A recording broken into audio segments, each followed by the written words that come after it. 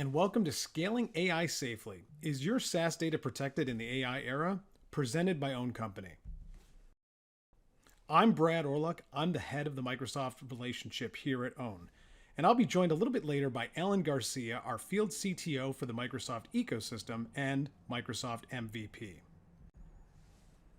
We've got a brief agenda here, and I'm going to take you through it quickly because we appreciate your time. It is quite valuable, and we don't want to take up too much from the rest of Microsoft Ignite.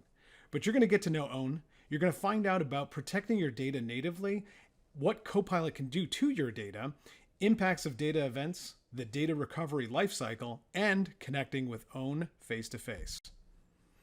So first, a little bit of getting to know 𝗦𝗀. We provide data backup and protection capabilities for ServiceNow, Salesforce, as well as Microsoft Dataverse. This includes Microsoft Dynamics 365 CE workloads and Power Platform. We have over 6,000 customers globally across industries. We're also a marketplace validated and Mac or Microsoft Azure Commit Consume drawdown eligible solution. We provide capabilities through our own data platform, including Accelerate for sandbox seeding, Secure for posture management, Recover for backup and recovery, and Archive for long-term data retention. You may not know this, but SaaS vendors have a shared responsibility model, and this is applicable to not only security types of initiatives, but also just the data that you place into a SaaS. So SaaS providers typically are responsible for things like the application itself and its uptime, network controls and physical data centers, and the hardware that's running the back end of the application. But the SaaS customer is responsible for all of the data that goes into the platform.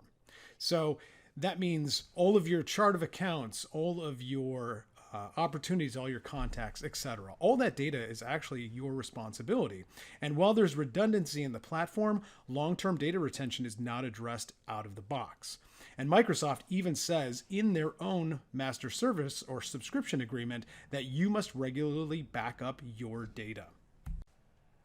So why even have some kind of SaaS data protection capability? Well, when we think about security, our recovery time objectives, and our business continuity, those things should all be top of mind. When we think about security, that's usually related to things around human security.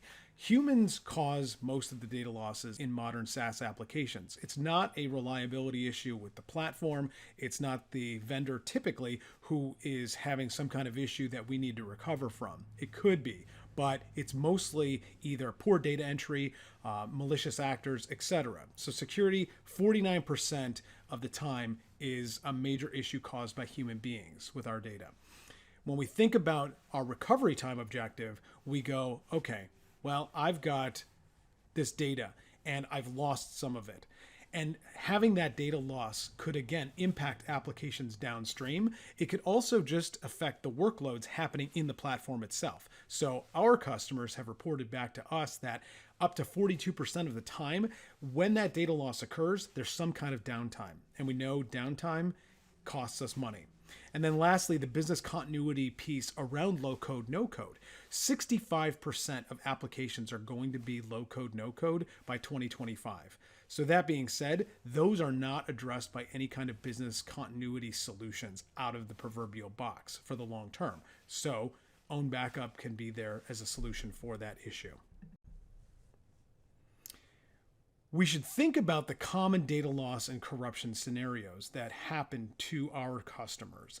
And this is really, again, applicable across different SaaS applications. If we think about things like doing a bulk data import, if we're integrating with other business systems, and naturally, if there's bad actors, malicious ransomware types of things happening to our data, the bad guys are pretty smart and using sophisticated technologies like screen scraping through RPA bots to do their nefarious activities. So we want to make sure that if there is some kind of integration problem, if there is some kind of poorly designed automation or workflow that does a bulk edit of records, or again, if you're leveraging something like AI and CoPilot, we want to make sure that the data is not going to be subject to any kind of corruption through a mistake a user makes, or again, malicious activity in the system. Plus, this also helps with things like your application lifecycle management and your CI/CD pipelines. So a quick example of how we enhance a capability with our backup and recover solution, this is just looking at Microsoft Dataverse. So again, Dynamics 365 and Power Platform sit on top of the Dataverse. Dataverse has some great out-of-the-box capabilities, but again, not with long-term data retention and compliance in mind. So fixed data retention of 28 days for production, 7 days for sandboxes. Own, on the other hand, 99 years of retention, or up to 99 years. So making sure that all of your compliance needs are met very, very easily in a turnkey fashion, we can help. Plus, all of the backup activity that happens out of the proverbial box is happening a completely seamless way to the user. You don't know what's actually being backed up in between 2 points in time. We allow you to have notifications around what data was modified, what was deleted, and beyond. And again, this goes down the list of being able to compare between those 2 points in time, or being able to have, unlimited retention in this bifurcated manner that's not being impacted against any of your existing storage quotas. Plus, we can do granular record level restoration. So when we think about the security of your data entrusted to own, we want to make sure that your data is compliant and it is safe, and you feel that you are comfortable having us as your partner to make sure your data is safe. So from a SOC 2 report to things like being able to maintain GDPR regulatory requirements against your data sets, having HIPAA BAAs in place, making sure your SEC reports and capabilities are in place to protect your data when it comes to financial services, residency requirements, and even those retention needs, as we discussed earlier. All of those things are very important. OWN has a very rigorous policy around it, and we are happy to share that with you at any point in time. That all being said, let me go ahead and hand it off to Alan to get a little bit deeper into our scenario around scaling in the age of AI. Alan, over to you. So let's take a look at how your SaaS data is protected natively. Generally speaking, the premise of backup and recovery is an afterthought with SaaS products. Cloud SaaS providers are more focused on creating functional requirements like new features that make usage easier or collect more information and so on. However, the cloud SaaS user communities have cried out, so some copy functions have surfaced over the years, like with the Salesforce Weekly Export, or more recently, Fabric for Dataverse, and so on. Keep in mind, though, that data center redundancy and high availability only protect the SaaS manufacturers to ensure that they can meet their service uptime guarantees. It doesn't really directly pertain to your company's specific data that's created in your SaaS applications. Furthermore, when we look at this new era being ushered in by CoPilot and generative AI, we're starting to uncover what it can do to the face of your enterprise application data. At its essence, CoPilot is designed to evaluate and devise the most efficient and accurate plan available at the time to execute multiple mundane tasks quickly and at scale, resulting with things like summarized content from multiple sources, drafted content bodies like emails, blogs, letters, etc., even writing code for a pro developer, and creating those test scripts and the data in lines of code. But most importantly, we need to be aware that CoPilot is built to execute the methods and functions that are exposed in any given API. Think of it as a digital assistant that is doing all those mundane clicks and tasks in your SaaS application that we don't want to do ourselves. This is why we need to be prepared to scale AI safely. More usage of AI will inherently result in more changes with our data.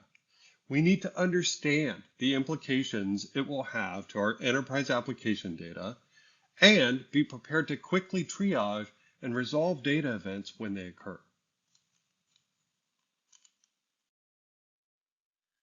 This graphic illustrates the high-level architecture of CoPilot on Dynamics 365 and Power Platform. It is nearly identical when you look at the M365 CoPilot architecture. In the upper left-hand corner lies the application interface for the end user prompts, as well as the SaaS application APIs to expose the controls. In the lower left-hand corner is the data that is created and used by the SaaS applications. And on the right side is where the large language models, or LLMs, are executing and managing the semantic indexes used by CoPilot. The overall process of tying these things together in the most optimal way is an approach called grounding, and this is how it's all working. But notice, there's no undo or revert state action in this diagram. This means that CoPilot doesn't understand the concept of undo in the current state. And because CoPilot only knows what an API will have in its description, the CoPilot can only perform those things in the context of the prompts. For example, here in the Dataverse API, an account table record can use the assign message to perform an action. CoPilot can understand this, but since there does not exist in the API a message called unassign or revert state after assign or something like that, CoPilot cannot fabricate that action. It doesn't have enough context to know if it would be a post or patch action, etc. In a world where AI can find gaps in an API, write the code to augment the API, then execute its own code, would be the rise of the machines. This is where the premise of responsible AI comes into play. Understanding the boundaries of that responsible AI for your AI deployments is critical so you can best understand where your risks lie. Invariably, though, we all do suffer data loss and corruption events in our day-to-day. This is a known fact of life. For that reason, I like to remind people about the emotional stages an end user goes through when a data event occurs. First, they're sad or discouraged when they see or create a data event. This is the oops stage. Then, generally, after trying to some level to fix it themselves, they'll throw their hands up and ask for help from the IT department, now entering the help stage. After passing the buck, they have a queasy feeling because they're running blind in their daily business operations without this data and enter the I hope this works stage. But after a period of time when the issue is not fixed and queasy becomes frustrating, they enter the why is this taking so long stage. Then, after the IT department is able to return the data as fixed to them, they are doubtful and untrusting because of the frustration and queasiness they have had to endure over time. So they are in the let's see if this works stage. And then finally, assuming the data was perfect and good, which rarely ever happens on the first iteration of attempts, the end user feels relieved and ends in the thank goodness I won't do that again stage, which often lends to application dissatisfaction and lowered application user adoption.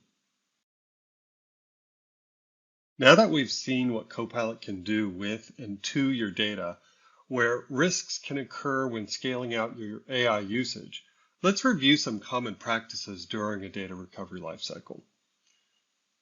There are 3 key phases. There's discover, prep, and write. In discovery, the team needs to validate a request, isolate specific data in the broader scope, then validate those findings with the reporting user. This is finding the smoking gun. During the prep phase, the team needs to explore and understand all the core data, as well as the correlating or the related data, and metadata, then massage and prepare it in formats that can be processed efficiently for import and upsert to the SaaS application. Finally, there's the write phase where the import and upsert jobs get executed and monitored, and exceptions are isolated, handled, and reprocessed iteratively.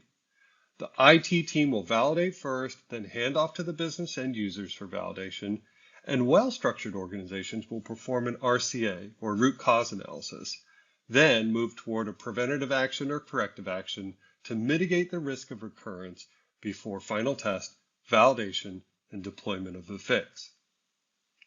This is a long and arduous process that most often will take several days, if not weeks, instead of minutes or hours, as business users would generally hope for and expect. Good stuff, Alan. Thank you. So going back to that example and grounding us with Microsoft Dataverse, we help ensure that your business is operating with accurate data. We help restore that data with greater ease and specificity, and retain that backup for as long as you need for optimal compliance with regulatory requirements. So it's all about making sure you can leverage your data when you need it, or helping you own your own data. So thank you again. We know your time is very valuable. We appreciate you spending some of it with us during Microsoft Ignite. To learn more, please visit us at owndata.com. And we will be at the Summit Conventions facility during Microsoft Ignite in person in Seattle, November 14th through the 17th. So please don't hesitate to come and visit us. And make sure you fill out your evaluation. Thanks, and have a great Microsoft Ignite.